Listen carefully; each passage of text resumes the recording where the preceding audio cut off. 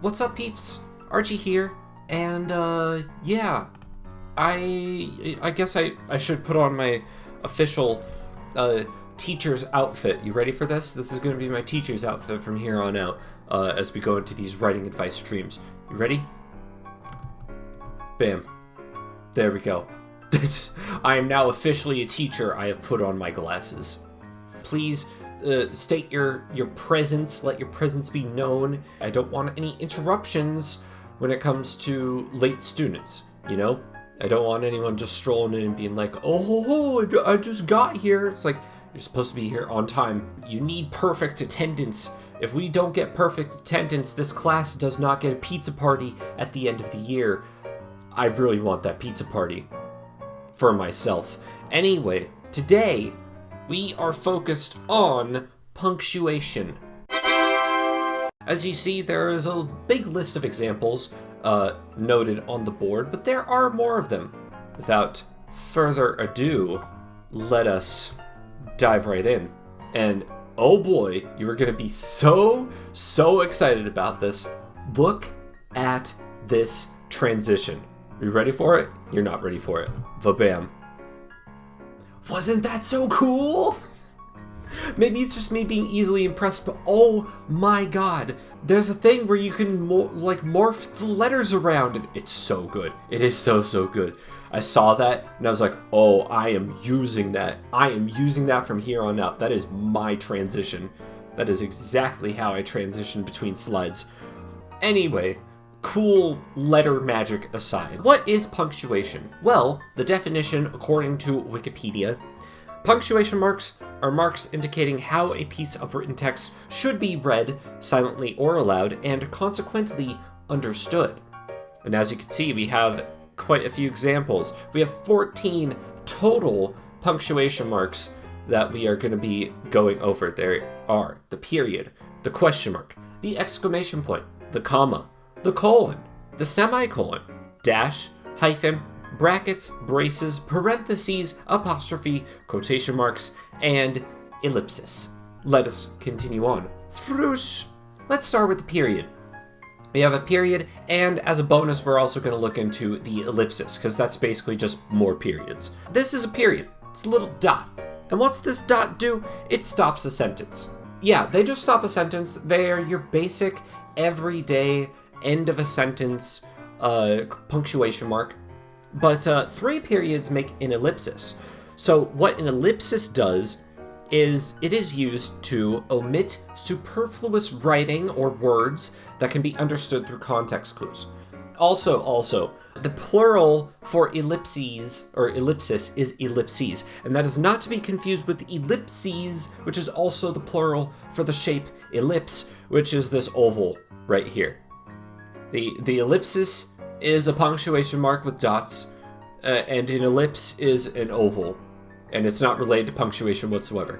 So please do not get those mixed up. What about eclipses? Eclipses are those like pastries, you know? They got some like chocolate in them. They're pretty good. You kind of see them around like France a lot. Yeah, that's what an eclipse is. Oh, no, excuse me. I'm thinking of an eclair. An eclipse is those fancy little short videos you watch when you, like, cut it out of a longer video. Or wait, no, that's just a clip. Eclipse is...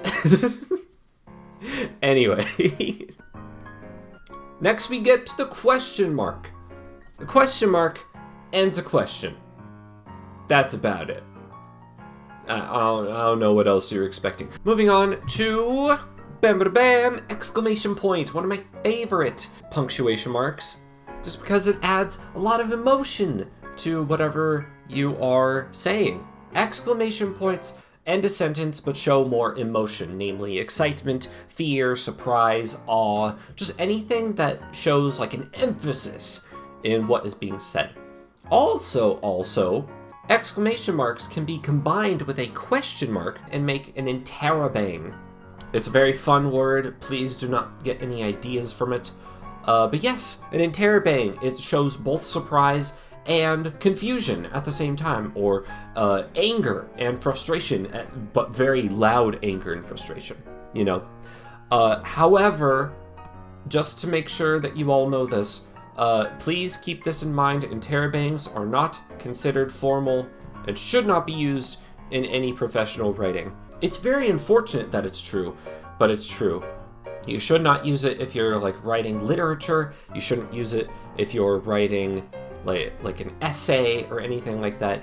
It is deemed unprofessional, and it should be understood like what sort of emotion you're getting at. Like especially in the form of a question, right? Like if you're having somebody shout, "Why did you do that?" then obviously they already have a lot of like anger and aggression behind their words.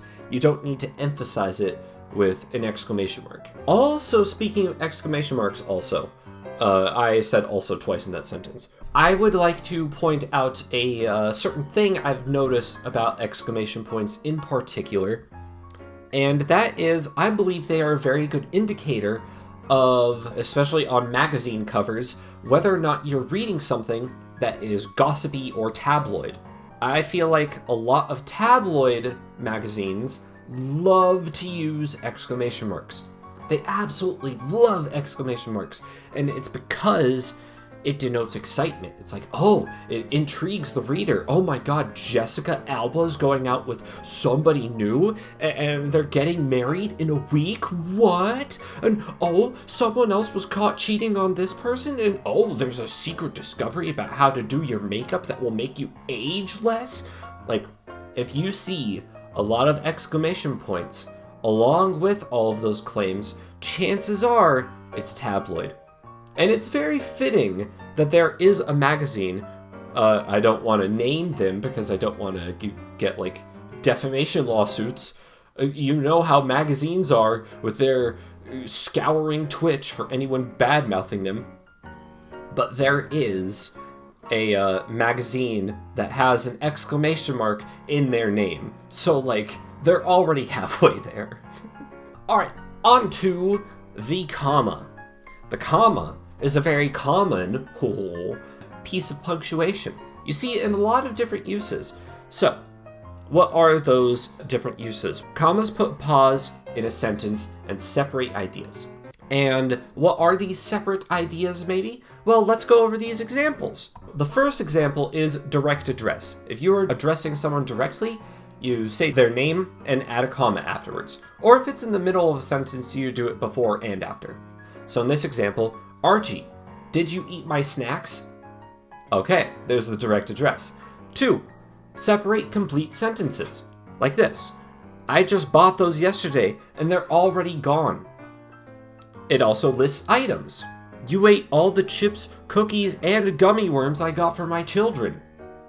And lastly, it connects phrases and dependent clauses with independent clauses. Connects them together.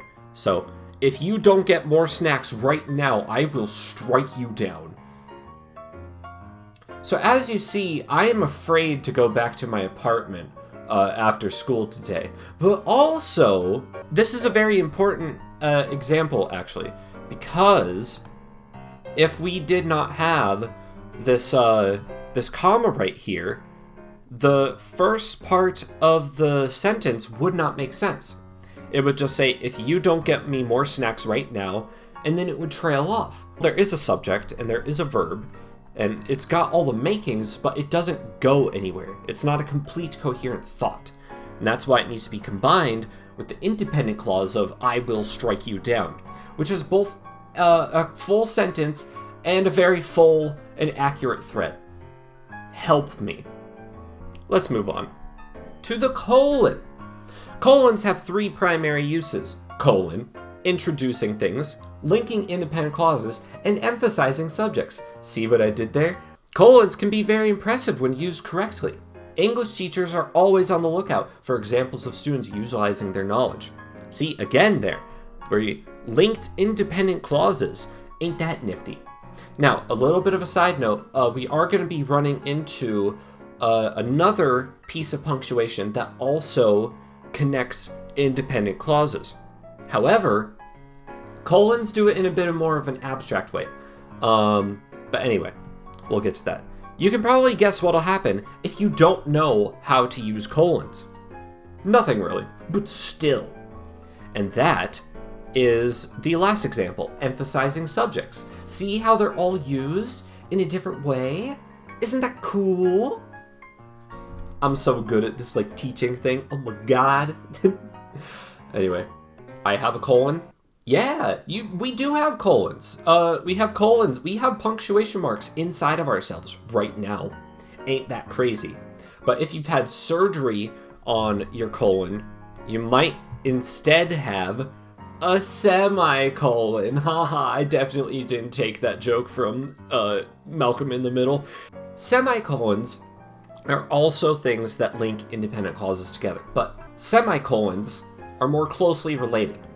When you use a semicolon, it's basically a continuation of thought, like I have in the example up above. It's like an added thought that helps clarify the main point. We'll see in this example, I like to think of it as a combination of a period and a comma, semicolon. The first sentence would be fine on its own, but the additional sentence helps drive the point home. See, a lot of people seem to not know how to use a semicolon. This is all there is to it. However, there is also another use actually. Semicolons are used to separate items in a list where commas are present. So right here we've got Archie loves to eat snacks, semicolon, play video games, semicolon, and sleep if/when he can. So again, we have a list that uses a comma, but it only uses a comma for one of the items. It doesn't matter how many items are being used or how many use commas, if there's even one comma present, or basically like any other punctuation for that matter, it would be good to use a semicolon to separate them. All right, onward to dashes and hyphens. Now, we have three different things that look like a dash, and we're gonna go over all of them. First one is a hyphen. It's the shortest of the three, and kind of makes sense that it's the shortest of the three because it just connects compound words. Here the examples we have are ex-girlfriend and off the cuff. You want to know an interesting thing about hyphens? If you look at the history of words and how they evolve, you know? Like, let's look at the word tomorrow. Tomorrow! When we were first using the English language, like old English, it used to be like on the morrow. On the morrow was how we said tomorrow in ye olden times. Then it got shortened to tomorrow, and you could probably see the leap from there to just tomorrow. It started out as separate words, and then they got hyphenated together, and then they just got straight up combined. Tomorrow. That's how we explain the day after today. It is tomorrow. It is to-morrow. It is on the morrow. Isn't that interesting? And it kind of makes you think, oh, does that mean like some centuries down the line, like what we have hyphenated right now is just going to be a single word in the future? You never know. It's weird how language evolves. Next up, we have N dashes. Apparently, N dashes are called N dashes because they are the same length as the letter N. I don't know if that's actually true or not, but apparently that's the justification for calling them N dashes and M dashes. So N dashes are a little different than hyphens. They're slightly longer. They denote a range in length or time. So like if you have a list of 1 to 100, that's where you use an N dash. Or if you have a Chicago to New York flight, or Chicago, New York, I don't know how you would necessarily read that, but you use an N dash for those sentences. M dashes are an interruption of thought. You know, like a tangent or something. I actually like to use M dashes a lot in my writing, but apparently, from the research that I did for this stream, apparently they're a bit of a crutch for writers. A lot of people, a lot of writers like to use em dashes because it allows them to flow into whatever their train of thought is taking them. But editors do not like em dashes. They think that it is overused and that you should use them sparingly. But we'll get into that later on. Moving on, we've got brackets, braces, and parentheses. And as you can see up by the chat, we have a whole list of what they look like and how they're used. And as an added little special bonus, I included angle brackets because, yeah, spoiler alert, there are more than one type of bracket. So, what do brackets do? Brackets clarify things or replace/include words that aren't directly quoted. Here is an example of how to use brackets. You say, he, Archie, we're clarifying that we're talking about Archie here, gets really heated when it comes to ice cream flavors. And he once said, brackets, rainbow sherbet is top tier and I will die on this hill. Now, he probably actually just said, it is top tier and I will die on this hill, or that flavor is top tier. But because we don't get that context, if we just say it or that flavor, we include brackets rainbow sherbet when we're quoting him because, well, obviously he's correct, but also we need that clarification. So what about angle brackets? Angle brackets, apparently, aren't actually used that much in most writing. However, you might see them in comic books. And in comic books, they are used to show that a foreign language is being spoken. So they'll still write it in a language that fits with, like, the rest of the comic and that the readers can understand, but they'll put it in angle brackets to make sure that people know that, oh, they're actually speaking like German or French or Swahili or something like that. And it can't be understood by the main character or the listener, but it can be understood by us. Braces. Braces are next. Braces are for math and tech writing, so we don't need to worry about those. Math is dumb. Parentheses, however, they act as an aside to provide more information, as if we didn't have enough punctuation with that function already. Looking at you, em dash. But parentheses are, I would say they're a bit more related, you know? If you're using an em dash, it's usually because you're adding some like random aside, but parentheses, they're more like adding clarification sort of stuff. So like, if I said, Susie, who has an amazing vocabulary, by the way, flunked her math test, that would be used with em dashes. But if I say Susie flunked her math test, she only got like a 50, whereas the rest of the class got a 75 or higher, that would be in parentheses at the very end. I wore a brace in high school. I wore braces on my teeth twice throughout my entire life, and it sucked. It sucked both times. It should have just been the one time, but I never got a retainer, and so come high school, I had to wear them again, and it absolutely is god-awful. If anyone listening to this is training to become an orthodontist, you're getting children to hate you for your entire life. I'm sorry, that's just the life you chose. Maybe you resent children for some reason. I don't know. Either way, there is a special place in hell for orthodontists, and they deserve it. And also, I forgot to mention this, but if you have something in parentheses and you include a parenthetical inside of that, that's when you use it as braces. Or brackets, I mean. As far as I'm aware, it goes parentheses and then brackets go inside of that, if at all. Last bit of note for parentheses, complete parenthetical sentences, unless it's used in the middle of a sentence, get their own end punctuation if they exist as their own clause. Isn't that nifty? There we go. That is a little rundown on how to use parentheses inside and at the end of a sentence. The apostrophe.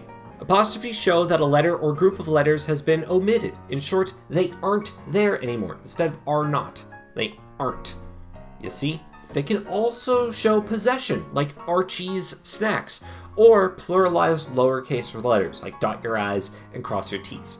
Next up, we got quotation marks. And also, do not start fires in my classroom. You can do that in Mr. McGulligan's, because I hate that guy. You know how many pieces of chalk he took from me? And you know how many words I had to write with just like a little nub of chalk? Don't mind the like stick I have right behind me. That's the last one I have. I wore everything down to the nub to write on this blackboard. And it sucked. Mr. McGulligan, F you. Anyway, quotation marks are used for text, speech, dialogue, what have you. If you quote something inside another quotation, you have those as single quotes instead. For example, yeah, sex is cool, but have you ever heard of this thing called an all-you-can-eat buffet? Bam. Obviously, one of them's better than the other, and it's in single quotations. Punctuation in formal writing. Now we've covered all of the punctuation marks that we can. Now, what exactly can we learn? What can we glean from this? In formal writing settings, aka news articles, essays, nonfiction, what have you, if something is needing like objective fact or opinion, something like that, it's good to keep these three things in mind. First off, use complex punctuation sparingly. Please, for the love of God, do not just jam-pack your entire paragraphs with colons and semicolons and parentheses and em dashes. Just no. No. Do not do that. A lot of commas is not as justifiable, but can be understood. Periods, obviously you want those. But when it comes to all of the other fancy schmancy stuff, please keep it to a minimum, and we'll discuss the reason why later. Next off, use proper parenthetical citations. If you need to cite your sources, please do so in the proper style. I don't know if it's MLA or APA, whichever one you're using. Yeah, didn't hear those fancy schmancy words since college, now did ya? But I still remember them. I still remember college, Chicago manual style. Anyway, this is how you can tell I was an English major. Last thing you need to keep in mind for formal writing, make concise and objective statements. That's why I said you don't need to rely on all the complex punctuation. If you can make the point, just make the point. You're not here to be elaborate, you know? As it says here, formal writing is meant to convey things in a professional manner. And too much punctuation can make things distracting and clunky to the reader. Now, here's an interesting thing. When it comes to formal writing, you are trying to convey an idea or express an opinion to the reader. If you have too much stuff that's distracting the reader, they're not going to know what point you're making, or they're not going to necessarily agree with it, you know? However, when it comes to creative writing, you're basically following the same formula, you know? Because if you have too much punctuation, it can be distracting and clunky, as we'll see down the bottom. But it's distracting and clunky for a different reason. In creative writing, you're trying to tell a story. You're trying to evoke emotion. And if you're distracting or clunky, you might not keep the reader's attention for that emotion to come across. Isn't that interesting? You want to use complex punctuation sparingly. Do not throw in a bunch of parentheses and colons and semicolons and em dashes just because you know how to use them. Do it because it's fitting for the character that's speaking them, for the narration that's going on, stuff like that. Now, scripts are a little bit different because when it comes to if you ever read a play or a movie script or something like that, there are a lot of colons because you need to know who's speaking, what dialogue at what time, and there's a lot of parentheses being used, especially when it comes to conveying emotion for a certain line or a certain stage direction that's going on. And I find that very fascinating. When it comes to different forms of creative writing, they kind of follow their different rules with punctuation. They all have their different uses. Now, I would still argue that when you're using like a theater script or a movie script, like even then, I would try to put parentheses to a minimum, just because the actors should know like what emotion they're trying to convey at a given time, just by reading the script. But if they need to be like more emphatic with it, that's when I would argue that you use it for a script. Also, if used, make sure you vary your usage. Please do not just be using semicolons freaking everywhere. Try to spice things up. Try to vary it. Because again, you want to make sure that the piece like flows together, you know? And if you're just using semicolons willy-nilly all the time, it's like, well, okay, that's your one trick. And people start to take notice. It's like, wait a minute, I've seen this semicolon like 5 times now. Why?